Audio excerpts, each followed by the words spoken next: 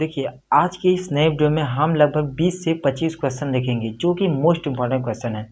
यदि आप इस सभी क्वेश्चनों को तैयार कर लेंगे तो आपको यूपी बोर्ड एग्जाम में कुछ बेहतर करने को मिलेगा। मतलब समझिएगा कि जैसे इन 20-25 क्वेश्चन को जो कि हर बार पूछे जाते हैं, केवल हम उसी क्वेश्चन को लाए हैं जो जितने जैसे मान लीजिए 2020 में पूछा है, 2021 में ना पूछकर 22 में पूछा है, तो बहुत सारे क्वेश्चन हैं जो 21, 22, 23 इस सभी में पूछा है।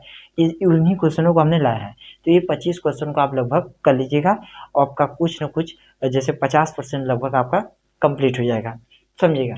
अब यहाँ पे हमारा सबसे पहला क्वेश्चन है, लिखा हुआ है कूलाम का नियम। कूलाम के नियम को आप देख लेंगे, कूलाम के नियम को आप देख लेंगे।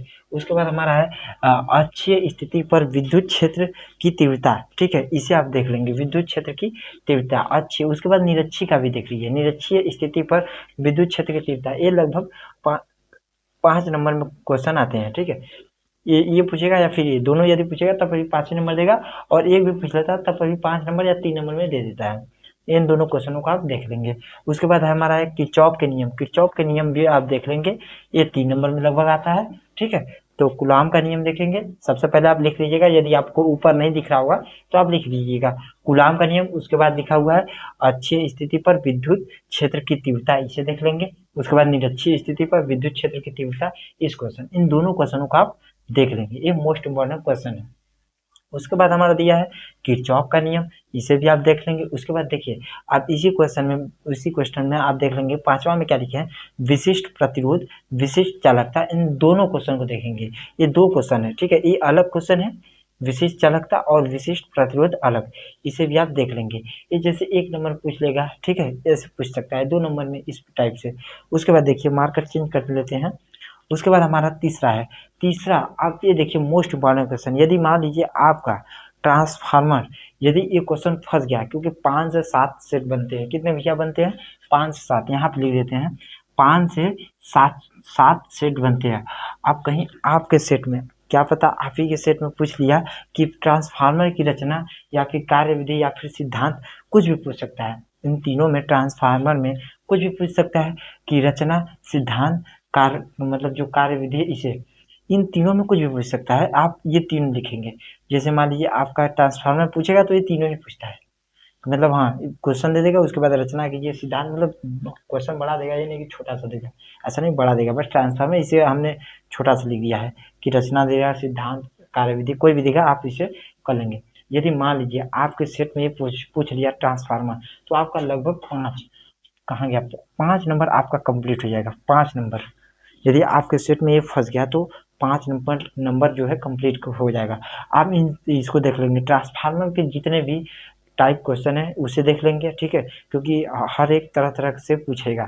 उसके बाद ट्रांसफार्मर के बारे में जान लेंगे कि हाँ, ट्रांसफार्मर क्या होते हैं, कैसे होते हैं, उसकी रचना, सिद्धांत, कार्यविधि, ऐसे। अब जैसे एक बात बताइए, आपको जैसे युद्ध में लड़ना आ जाना है, ठीक है, लड़ने के लिए जाना है, तो आप क्या सोचेंगे, ठीक है भैया, हम तो ले लिए AK-47 और चले गए मारने के लिए। अरे क्या पता भैया, भी उधर ग्रेनेड लेकर चला है, बारूद लेकर चला है, तो भैया हमको तैयार रहना है ना। तो तैयार रहना है, रचना, सिद्धांत, ये सब देखना है, सबको क्या करना है, सबको देखना है। क्योंकि भैया दुश्मन कैसा है ये हमको नहीं पता है, यूपी बोर्ड दुश्मन नहीं, हम बता रहे हैं एक तौर पर, ठीक है। तो आप देख लेंगे, क्योंकि आपका 5 नंबर इसमें आपका तैयार होना है। यदि आएगा तो 5 नंबर इसमें पूछ लेगा ये क्वेश्चन। उसके बाद आप बोल रहे हैं अच्छी और निरक्षी। उसके बाद देखिए स्वप्रेरण गुणांक, ठीक है, ठीक है, स्वप्रेरण गुणांक, ये है स्वप्रेरणा। उसके बाद गुणांक, इन क्वेश्चनों को भी देख लेंगे, क्योंकि स्वप्रेरणा पूछ लेता है कभी कभी, उसके बारे में गुणांक भी पूछ लेगा, इसे आप देख लेंगे। ये लगभग हमारे हिसाब से 3 नंबर का पूछ लेता है, 3 नंबर, 2 नंबर, 3 नंबर या फिर 2 नंबर, ऐसे ही पूछ लेगा। अब हमको थोड़ी पता है कि 2 नंबर का पूछेगा कि 3 नंबर का। उसके बाद देखिए पूछा है अन्योन, ठीक है, अन्योन प्रेरण। उसके बाद अन्योन प्रेरण गुणांक, ये दोनों अलग अलग है, ये भी अलग है, ये अलग है, और ये अलग है, और ये अलग, ठीक है। इन सभी को देख लेंगे। देखिए ये छोटे छोटे टॉपिक है। यदि आप जैसे आप समझिएगा कि आप पेपर उठाएं, आपको पहले ही छोटे छोटे टॉपिक मिल गए, यदि आप इसे करते जाएंगे तो जो क्वेश्चन नहीं आता रहेगा ना, तो वो भी क्वेश्चन आ जाता है। तो आप समझिए कि जैसे चेस में नहीं होता है, चेस खेले होंगे ना, चेस में क्या होता है भैया, जितने प्रजा होते हैं उनका बहुत बड़ा रोल होता है। अब उन्हीं को मार देंगे तो खत्म हो जाएगा। तो इसी प्रकार से जो छोटे छोटे क्वेश्चन हैं उसे आप अभी तैयार कर लीजिए, अभी टाइम बचा हुआ है कुछ, ठीक है, अभी टाइम बचा हुआ है तो आप पहले इसे तैयार कर लीजिए छोटे छोटे क्वेश्चनों को। उसके बाद देखिए पूछा है लेंज का नियम, ठीक है, लेंज का नियम भी आप देख लेंगे, लेंज का नियम आप देख लेंगे, रेंज का नियम देख लेंगे, ठीक है, ये भी इम्पोर्टेंट है। हालांकि हमने इम्पोर्टेंट बता दिया है कि कौन कौन सा इम्पोर्टेंट है, ये भी इम्पोर्टेंट है। उसके बाद देखेंगे विद्युत चुम्बकीय तरंग की परिभाषा गुण, यहाँ पे गुण भी बोल सकता है, मतलब कुछ भी लिख सकता है, आप समझिएगा बस विद्युत चुम्बकीय तरंग, ठीक है। आप जैसे अब एक बात बताइएगा, अब हम जैसे एक क्वेश्चन एक मिनट के लिए बस समझिएगा, एक मिनट बस आप कर लेंगे। जैसे हमने ले लिया है लेंज का नियम, ठीक है, लेंज का नियम। अब इसके आगे हमको लिखना जरूरी है कि लेंज का नियम लिखिए और इसके उपयोग या फिर जो भी हो इसके आगे पूरा लिखेंगे। आप समझ सकते हैं ना कि यहाँ पे लिखने का मतलब यहाँ तक हो जाएगा, सब हो जाएगा। अब जैसे अब हमारा बात समझिएगा, अब जैसे मान लीजिए किसी गांव में एक कोई भी लड़का है, मान लीजिए उसका उसका नाम ए है, ठीक है, ए है या फिर बी है। तो यदि हम बोलेंगे ए के बारे में बताइए तो आप तुरंत ध्यान कर देंगे, हाँ ए के बारे में मतलब हमारे गाँव के लड़के को बता रहे हुए। अब यह ए नाम के मतलब कोई भी कहेगा ए नाम के बारे में बताइए तो आप बता देंगे हमारे गांव का है, ए के नाम का। अब ए नाम के दुनिया में कितने लड़के हैं, बहुत सारे लड़के हैं। तो बस आप पिक पॉइंट समझिएगा कि हम बस ए के बारे में पूछे मतलब लेंज के नियम के बारे में, उसके आगे क्या पूछा है उसको समझ लेंगे इस टाइप से। आप हालांकि समझे होंगे तो ठीक है, नहीं तो आप बस क्वेश्चन पर ध्यान दीजिए, फालतू बात पे नहीं, ठीक है। उसके बाद देखिए यहाँ पे हो गया हमारा कौन सा हो गया भैया, विद्युत चुंबकीय तरंगे परिभाषाएं, ठीक है, तरंग की परिभाषाएं। उसके बाद है प्रकाश का परावर्तन और अपवर्तन। अब देखिए यहाँ पे दो क्वेश्चन पूछ सकता है, दो क्वेश्चन कैसे पूछेगा इसे समझिएगा। देखिए यहाँ पूछेगा प्रकाश का अपवर्तन, उसके बाद जो भी पूछना हो रहेगा उसे पूछ लेगा। प्रकाश का अपवर्तन पूछेगा तो उसके बाद क्या करेगा, यदि प्रकाश का अपवर्तन पूछ लिया तो समझ लीजिए आपका 3 नंबर मिलेगा, 3 नंबर, कितना नंबर मिलेगा भैया, 3 नंबर। पूछेगा प्रकाश का परावर्तन, अब इसी में पूछ लेगा प्रकाश का अपवर्तन, तुरंत 5 नंबर मिलेगा, 2 नंबर तुरंत बढ़ेगा, ठीक है। तो ये प्रकाश का परावर्तन अलग है, प्रकाश का अपवर्तन अलग है, इसे भी आप देख लेंगे। उसके बाद देखिएगा हमारा क्या है, पूर्ण आंतरिक परावर्तन, इसे भी आप देख लेंगे, पूर्ण आंतरिक परावर्तन। ये वेरी वेरी इंपॉर्टेंट क्वेश्चन है। हमने जितने में बताया है कि जो नंबर है, ठीक है, इम्पोर्टेंट जो नंबर है, जितने भी नंबर बताए हैं और भी बताए हैं उस पर थोड़ा सा आप ज़्यादा ही फोकस करेंगे, ठीक है। तो यहाँ तक हमारा हो गया पूर्ण आंतरिक परावर्तन। उसके बाद देखिए, अब देखिए 5 नंबर में फिर एक सवाल पूछेगा, क्या पूछेगा, हाइगेंस का द्वितीय तरंगिकाओं का सिद्धांत, ठीक है, सिद्धांत।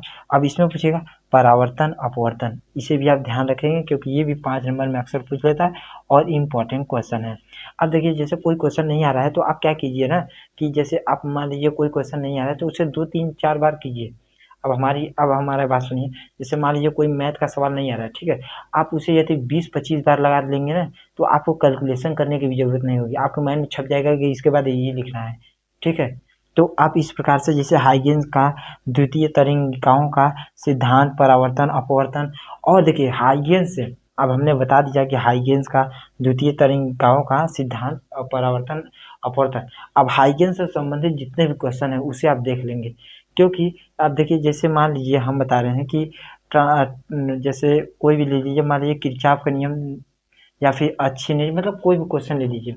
अब जैसे आपने तैयार किया, मान लीजिए वह क्वेश्चन नहीं आया, उससे रिलेटेड कोई क्वेश्चन आ गया, आपको नहीं आ रहा है, ठीक है, तो उस रिलेटेड क्वेश्चन को आप लिख लेंगे, आपको जहाँ एक भी नंबर नहीं मिला था क्योंकि वह क्वेश्चन आपको आ नहीं रहा था, उससे रिलेटेड आप लिख लेंगे, आपको यदि 2 नंबर मिल जाएगा तो कोई दिक्कत है, कोई दिक्कत नहीं, आप ही का 2 नंबर बढ़ेगा।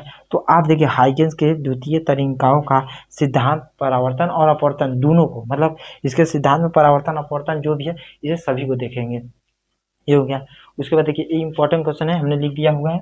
और उसके बाद देखेंगे व्यतिकरण का परिभाषा, ठीक है, व्यतिकरण का परिभाषा के बारे में भी आप समझ लेंगे, व्यतिकरण का परिभाषा। उसके बाद रदरफोर्ड का परमाणु मॉडल, ये सब तो आप लगभग 10 में 7 पढ़े होंगे। उसके बाद हाइड्रोजन स्पेक्ट्रम, इसे भी पढ़े होंगे। अब अंत में स्क्रीनशॉट ले लीजिएगा, ठीक है। ये सब सारे जितने भी क्वेश्चन है ये इंपॉर्टेंट क्वेश्चन है, बार बार हम बोल रहे हैं। उसके बाद देखिएगा, अब उसके बाद 17वां क्वेश्चन हमारा जो है 17 नंबर क्वेश्चन है, पीएन संधि डायोड के लिए अग्र अभिनति और उत्क्रम अभिनति। इस क्वेश्चन को आप देख लेंगे, ये भी वेरी वेरी इंपॉर्टेंट क्वेश्चन है, ठीक है, इंपॉर्टेंट क्वेश्चन है। इंपॉर्टेंट क्वेश्चन ये भी लगभग 5 नंबर में क्वेश्चन आते हैं, 5 नंबर 3 नंबर 5 नंबर 3 नंबर।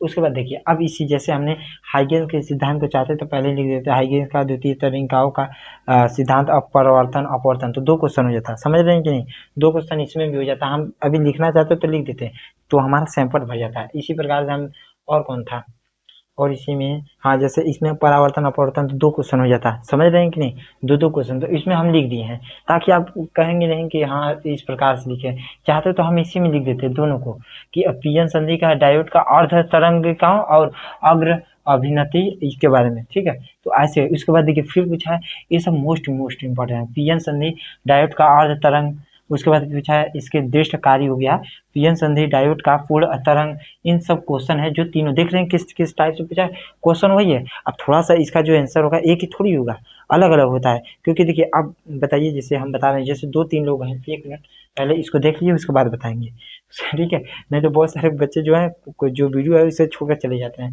कि फालतू बस बकवास करते हैं, ठीक है। तो यहाँ पे देखिए फैराडे का नियम, इसे भी आप देख लेंगे। उसके बाद देखिए 2 समांतर धारावाहिक, ठीक है, धारावाहिक चालकों के बीच लगने वाला बल, इसे भी आप देख लेंगे, ये भी मोस्ट इम्पोर्टेंट क्वेश्चन है, ये भी क्या है भैया इम्पोर्टेंट क्वेश्चन है। उसके बाद देख लेंगे विभवांतर और विद्युत विभव, इसको भी आप देख लेंगे। यहाँ तक क्वेश्चन हो गया, आप समझिएगा जैसे एक क्वेश्चन है, ठीक है। अब जैसे आपको पीएन संधि के बारे में बताना है, पीएन संधि के बारे में आप सारी जानकारी लीजिएगा, ऐसे आप समझिएगा। जैसे मान लीजिए 2 लोग हैं, आप दोनों लोग को पीएन संधि के बारे में बताएंगे तो कुछ अलग क्वेश्चन लिखेंगे, कुछ अलग लिखेंगे, लिखते हैं कि नहीं, बहुत सारे बच्चे देखेंगे यदि पूछ लेंगे लेंज का नियम तो इसको कुछ अलग टाइप से लिखेंगे, तो बहुत सारे लोग इसे कुछ अलग टाइप से लिखेंगे, ठीक उसी प्रकार से वो भी क्वेश्चन घुमा के दिखता है, ठीक है। तो वैसे पीएन संधि ये हालांकि इसका कुछ आंसर अलग होगा, इसका कुछ आंसर अलग होगा, थोड़ा तो मिलता जुलता होगा, तो आप इसे देखेंगे। यहाँ पे हमने लगभग 20 से 25 क्वेश्चन देख लिया इसमें, तब तक के लिए धन्यवाद। आप इसे स्क्रीनशॉट लीजिएगा। इसके बाद हमारा देखिए मॉडल पेपर के बारे में भी हम बता देंगे कि मॉडल पेपर है या फिर इसके प्रीवियस ईयर क्वेश्चन है, उसे भी हम बता देंगे।